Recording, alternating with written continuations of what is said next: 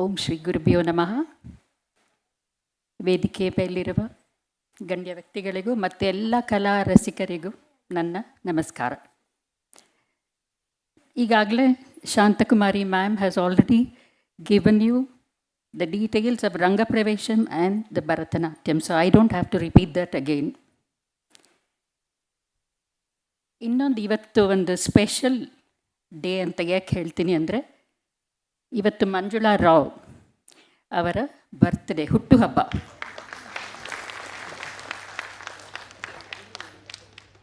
So Akshaya Shri, she has really made her teacher very proud today. ಅದಕ್ಕಿಂತ ಒಂದು ಒಳ್ಳೆ gift ಏನೂ ಇಲ್ಲ ಇವತ್ತು.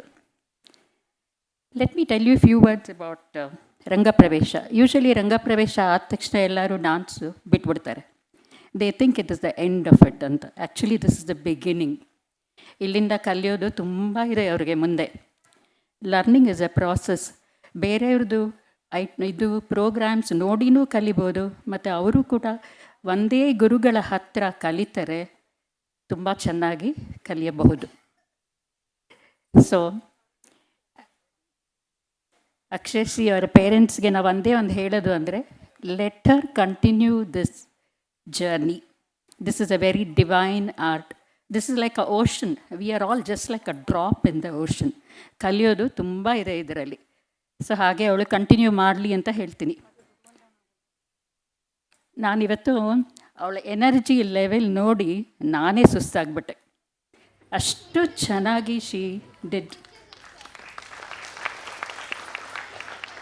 Once again I'd like to say that she has made her guru very proud today. ಇಲ್ಲಿ ಇವತ್ತು there are 3 generations here. ಈ ಗುರು ಶಿಷ್ಯ ಪರಂಪರೆ ಹೀಗೆ ಕಂಟಿನ್ಯೂ ಆಗಬೇಕು ಅಂತ ನಾನು ಮಂಜುಳಾಗೂ ಕೇಳ್ತೀನಿ, ಮತ್ತು ಇವಳಿಗೂ ಹೇಳ್ತಾ ಇದ್ದೀನಿ, ಅಕ್ಷಯಶ್ರೀಗೂ ಹೇಳ್ತಾ ಇದ್ದೀನಿ. The name itself says Akshaya is more, ಇನ್ನೂ ಜಾಸ್ತಿ ಅಂತ. ಹಾಗೆ ಅವಳು ಇನ್ನೂ ಚೆನ್ನಾಗಿ ಬೆಳೆದು let her pass on this legacy to others.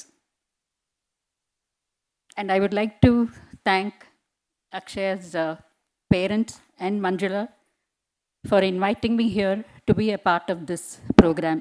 Thank you, Manjula. Thank you, everyone.